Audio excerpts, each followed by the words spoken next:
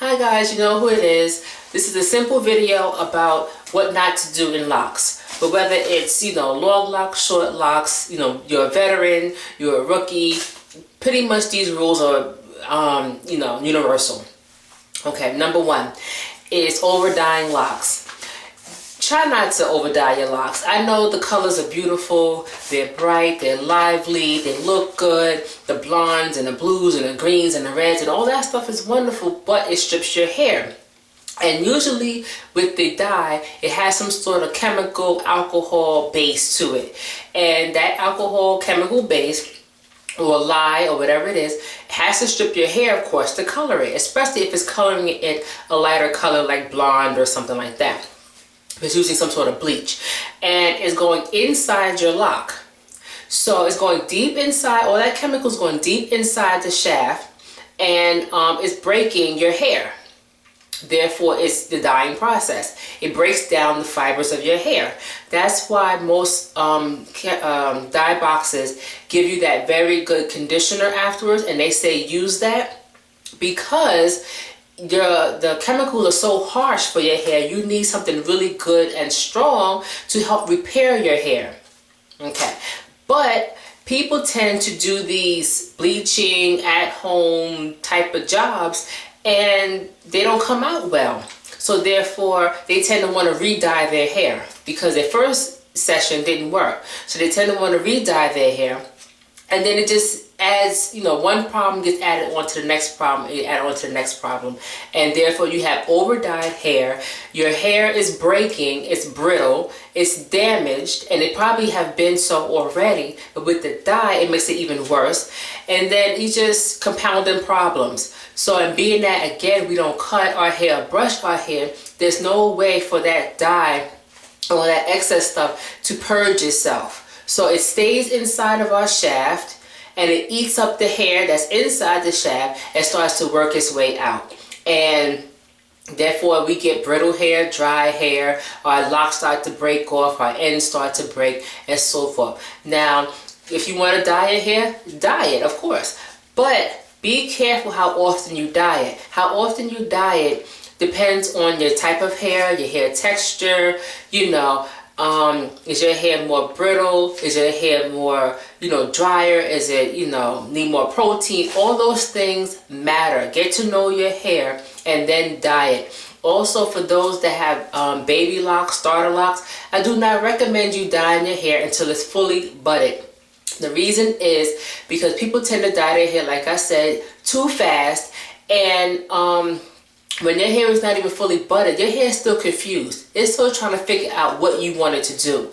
Whether you want it, twisted, whether you want it, permed or natural or whatever have it. It's still trying to figure it out. That's why the budding process and that whole beginning stage is so slow and so ugly, because it's, your hair is confused. So wait, because I've seen a lot of people dye their hair too early and their hair is breaking off. It's falling apart, it unravels, it frizzes, it frays, a lot of stuff. And that's because your hair, you haven't used chemicals since, let's say if you was perm, you haven't used chemicals since you was perm. All of a sudden, you going natural, so that's a big shock for it. No more heat, no more straightening or whatever have you. And then you forcing your hair into these coils, then you're going to throw some dye on top of it. Too fast, too much, too soon. I say wait till your hair is fully budded. I even say wait till your hair is about shoulder length, because then your hair starts twisting on its own and it knows what it's doing. You have some sort of regimen. You have your products you have figured out by now. You have figured out that you want to be locked, and your size, parts, and all that stuff come into play, and then you can dye your hair with better results.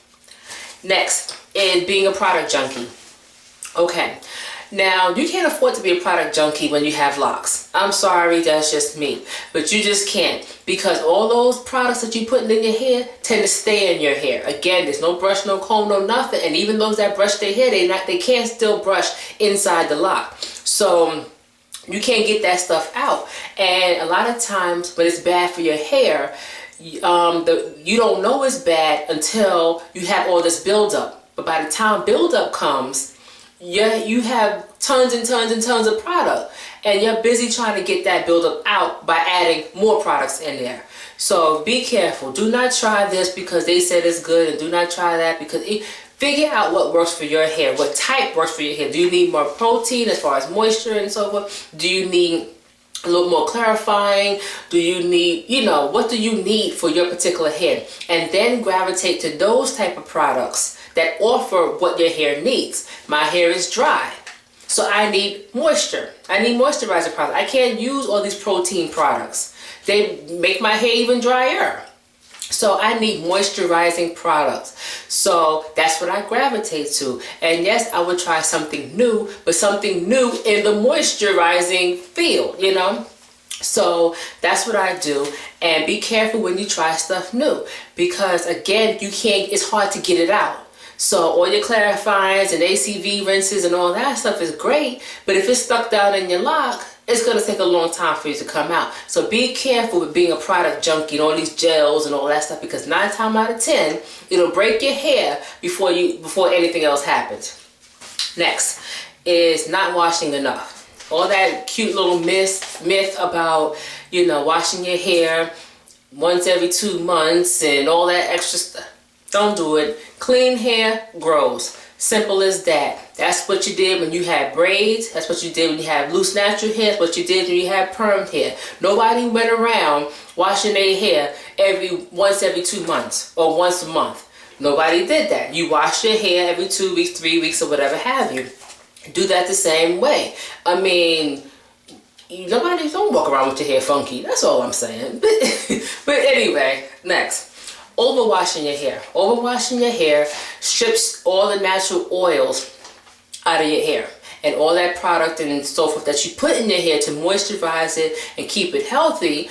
Overwashing it as far as once a week or every 2 weeks tend to take everything right back out, and it becomes too much, so your hair becomes drier and more brittle. Now for those that have scalp problems, it's a different story for them. They have to do whatever's best for that particular person. Fine. But for everybody else that doesn't have these issues and so forth, then don't overwash your hair, especially with locks. It'll get brittle and dry and fall out in a second. Dry hair breaks. Simple as that. Next, the apple cider vinegar rinse and Dawn. Okay. Now, I've used the ACV rinse, and it's okay. But it strips your hair down to the bare bones, which is a bad thing. It's good if you have tons of buildup in your hair, fine.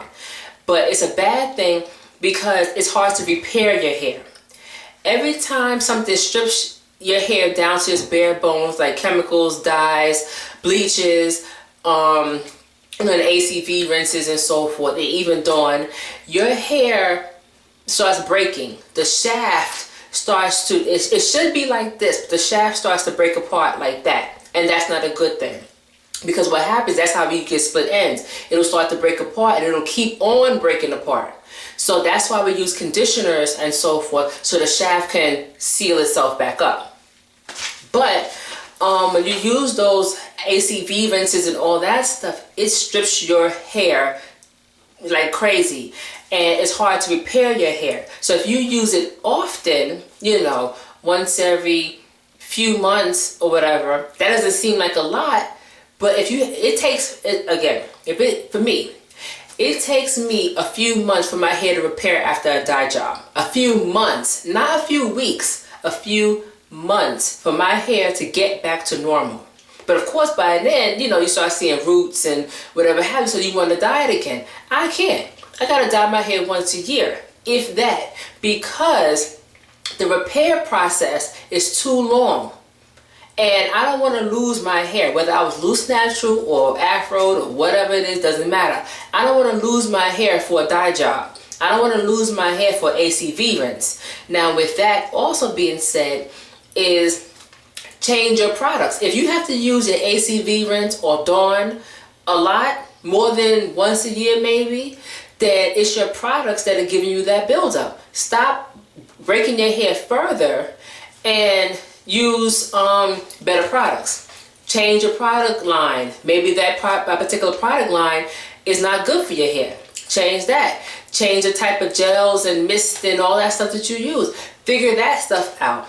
Then you wouldn't need ACV rinses and all that stuff very often. Next, dry hair. Dry hair equals breakage. Simple as that. So your hair is dry, it's gonna break. No moisture in your hair. Your hair needs moisture.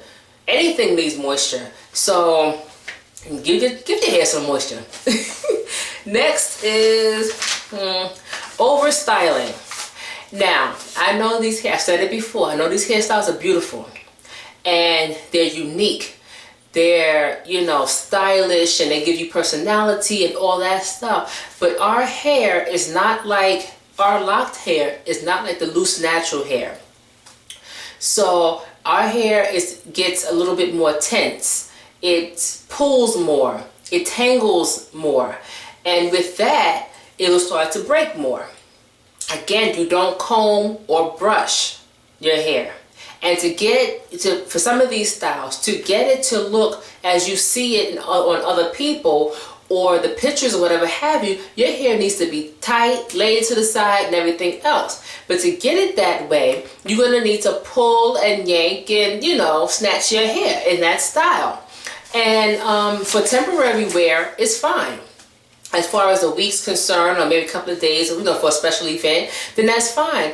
But for long term, if you keep snatching your hair into those styles, then you're going to end up with problems. So also with men and locks. Men and locks are totally different than women and locks. Men hair, they can get away with all those styles and snatched hair and all these things like that. Because I don't know, something about men's hair and nails. They can grow no matter what. So that's testosterone or something. But for women, we cannot do all that stuff on a regular basis because our hair will start to break. Most of us, our hair will start to break. And that breakage on the edges is not cute. The breakage in the back of the neck is not cute. You're doing something wrong. Fix it. That's your job, is to fix it. Figure out what you're doing. That's number one. Stop it. What you need to stop. Stop it. And then try something different. So if all them styles like that is breaking your hairline, simple. Cut it out, Next, over twisting.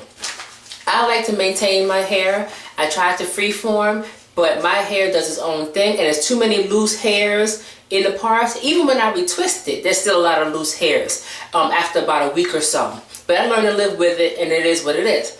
But I still don't over twist it, because over twisting it, you added extra tension on the root. So, and I go through periods of where some of my locks are a little bit thinner than the others, and then it just puffs up and just fine, and then you go through that whole process. It depends on the season for me. And I can't afford to twist anything off my scalp. Twist it so much that it's popping at the roots, or it gets really, really thin especially in my crown. It gets really, really thin, and then I have problems later. Then I'm trying to connect the two, or all these things.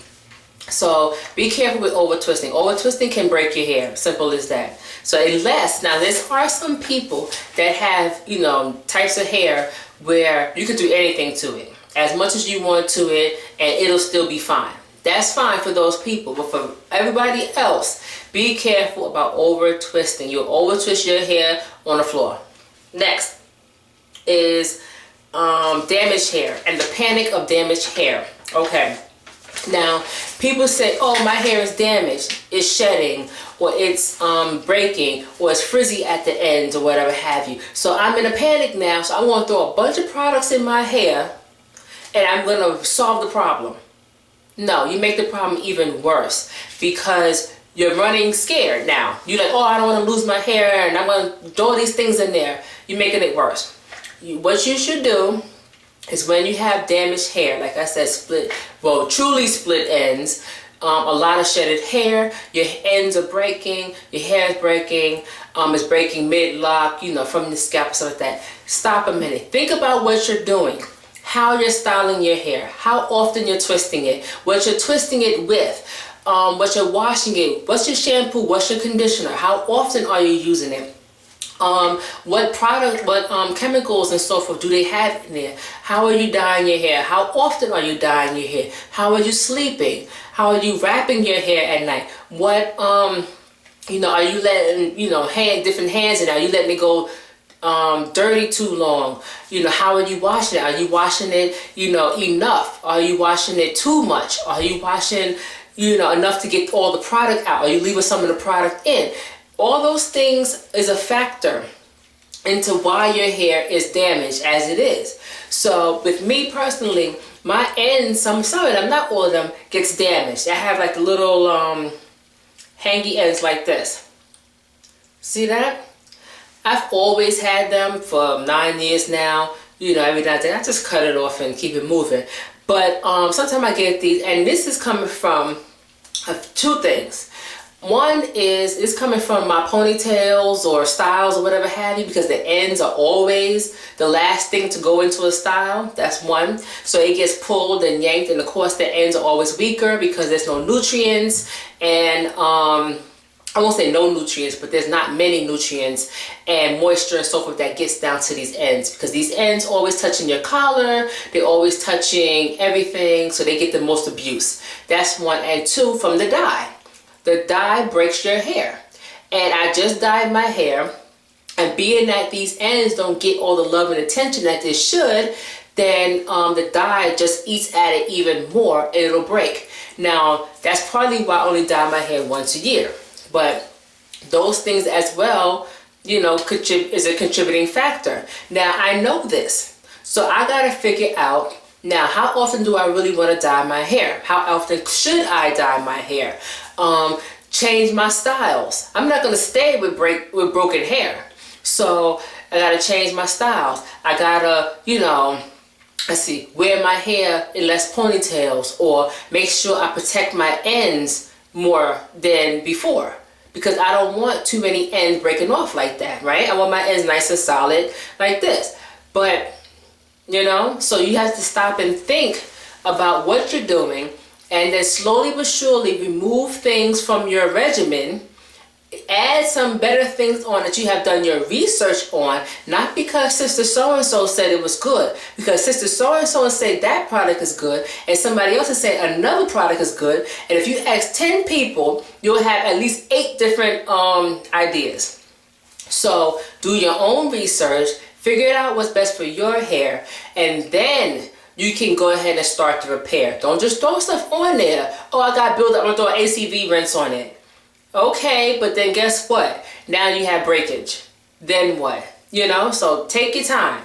Everybody goes through some sort of breakage period. Everybody goes through damaged hair, or dry hair, loose hair in the parts. Every locker, whether it's freeform or maintenance or whatever have you, we all go through the same thing. So you're not alone. Last thing, respect your hair.